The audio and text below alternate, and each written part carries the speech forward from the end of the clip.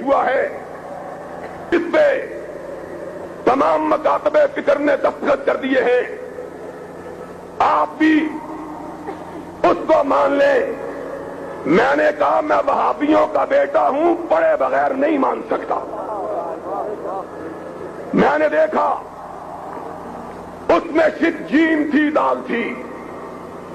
میں نے کہا میں وہ آدمی ہوں جس کا یہ عقیدہ ہے کہ حضرت امام ابو حنیفہ رحمت اللہ علیہ فقہا میں انتہائی اعلیٰ عرفہ مقام رکھتے ہیں, اور جو شخص ان کی شان میں کسی قسم کی تنقید کرتا ہے, میرا عقیدہ یہ ہے کہ وہ اہل حدیث تو بڑی بات ہے, مسلمان بھی نہیں ہے.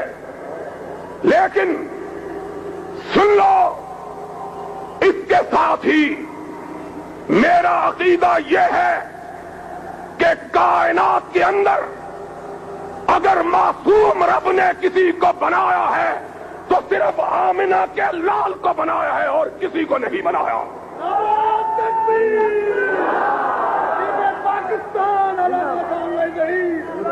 اس لیے میں کسی غیر معصوم کی بات کو شریعت نہیں مان سکتا.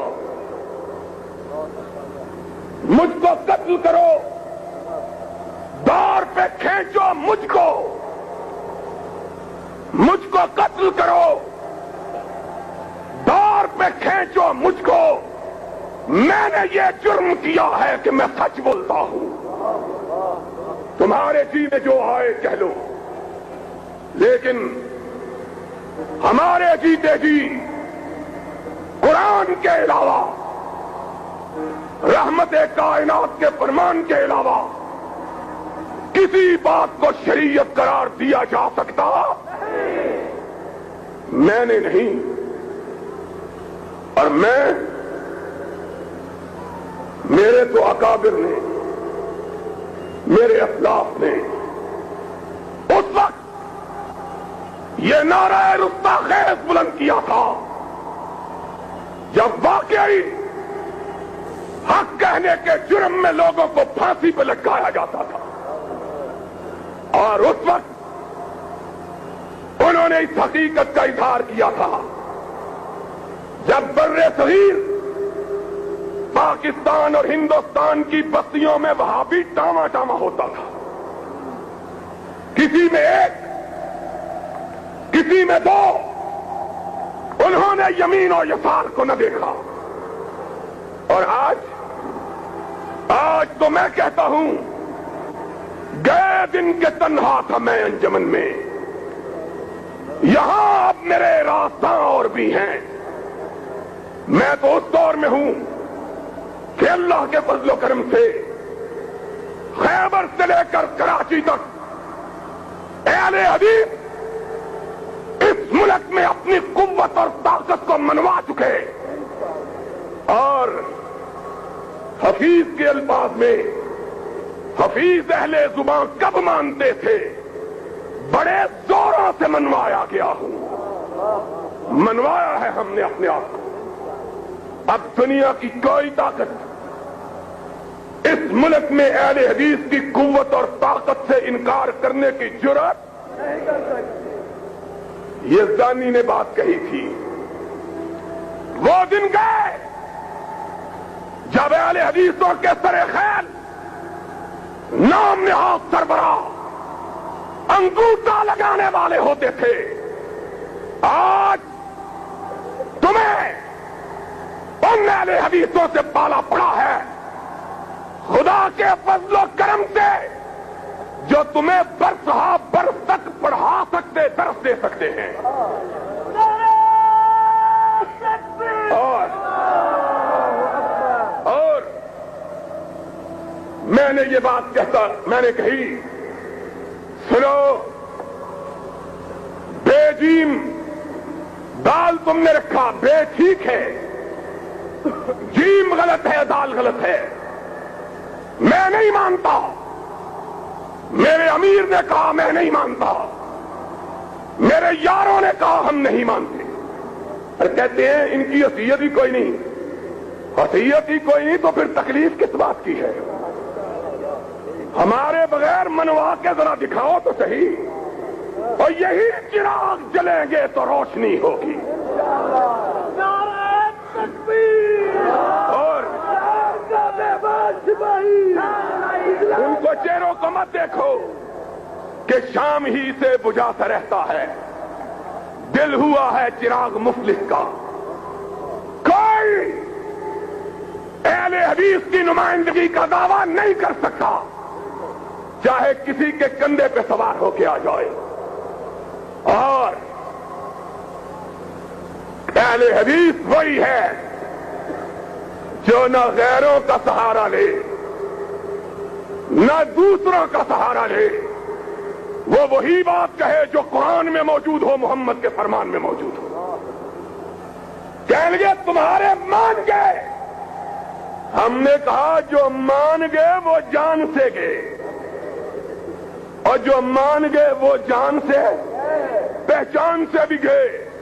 اگر کبھی ان کا راستے میں چلتے ہوئے ایکسیڈنٹ ہو جائے، کئی دن ان کی لاش سرد خانے میں پڑی رہے، کسی کو پتہ ہی نہیں چلے کہ مرنے والا کون تھا، تم کیا بات کرتے ہو؟ سنو، پھر ہماری للکار گونجی، ہم نے کہا سن لو، ہم نے اس ملک کو قرآن و سنت سے وابستہ رکھنے کی قسم کھائی ہے، اور اونچی کہو قرآن و سنت سے وابستہ رکھنے کی، ہاتھ بلند کر کے کہو ہم نے قرآن و سنت سے وابستہ رکھنے کی قسم کھائی ہے۔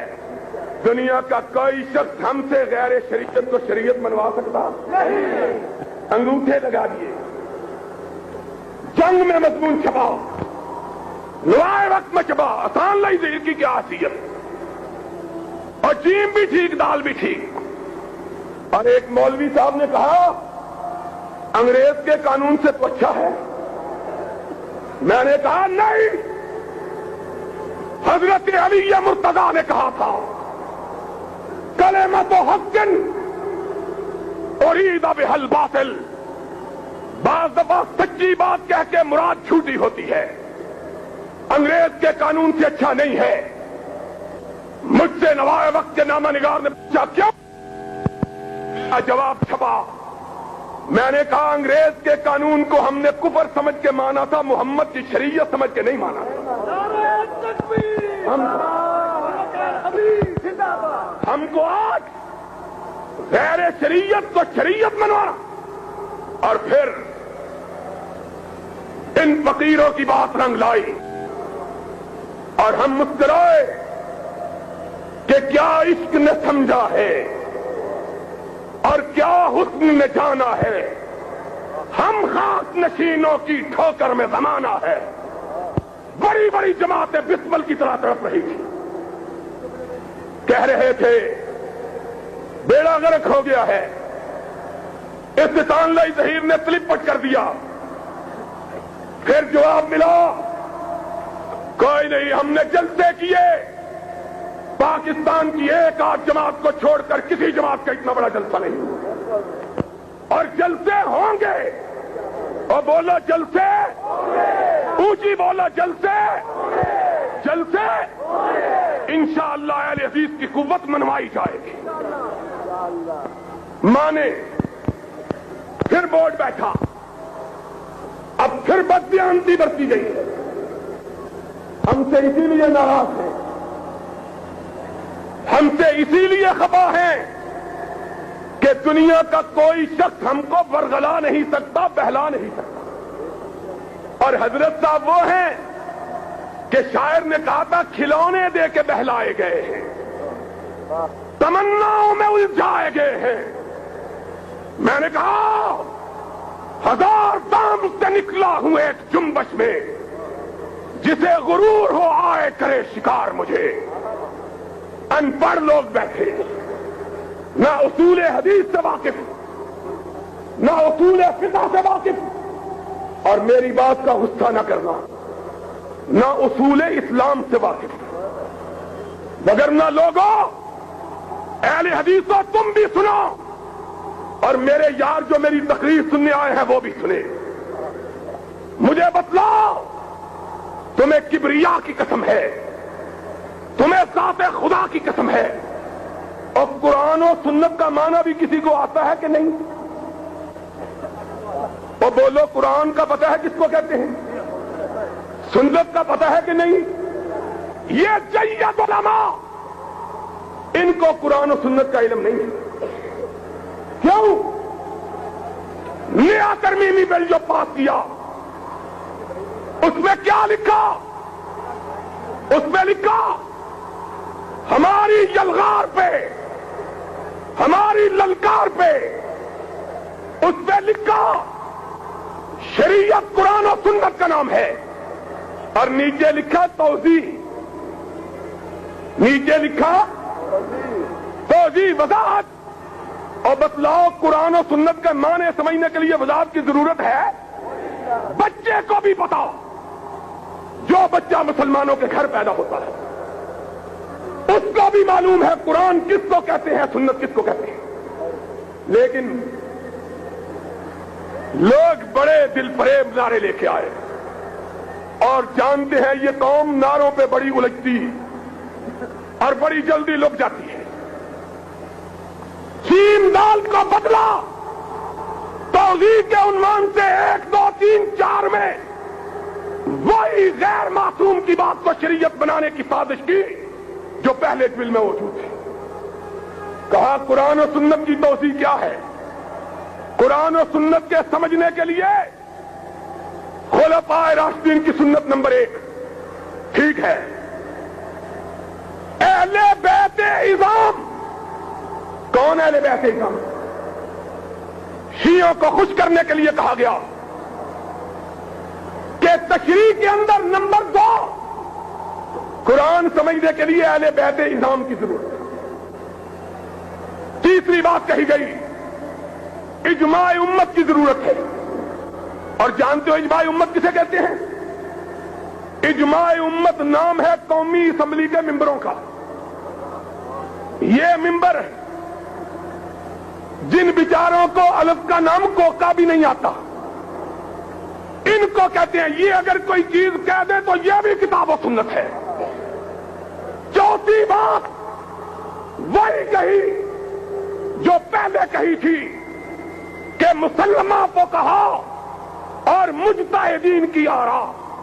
اور یارو ایک سادہ سوال سن جاؤ, یہ قرآن و سنت کے ماخذ ہیں, یعنی قرآن و سنت نیچے یہ چیز. اور مجھے بتلاؤ ابو بکر نے قرآن سمجھا ہے کہ نہیں؟ فاروق نے قرآن و سنت کو سمجھا ہے کہ نہیں؟ ذوالنورین نے قرآن و سنت کو سمجھا کہ نہیں؟ علی مرتضیٰ نے قرآن و سنت کو سمجھا کہ اس وقت کون سے فقہا تھے جن کی رائے کی روشنی میں سمجھا تھا؟ بتلاؤ, جاؤ, بس ایک نگاہ پہ ٹھہرا ہے فیصلہ دل کا. اور پھر سن لو میری بات کہ شاید بقید عزیز یہ ساتھ نہ آ سکے. تم داستان شوق سنو اور سنائے ہم.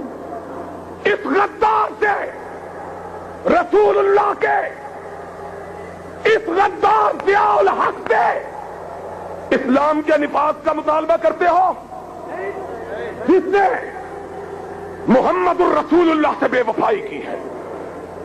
اور محمد الرسول اللہ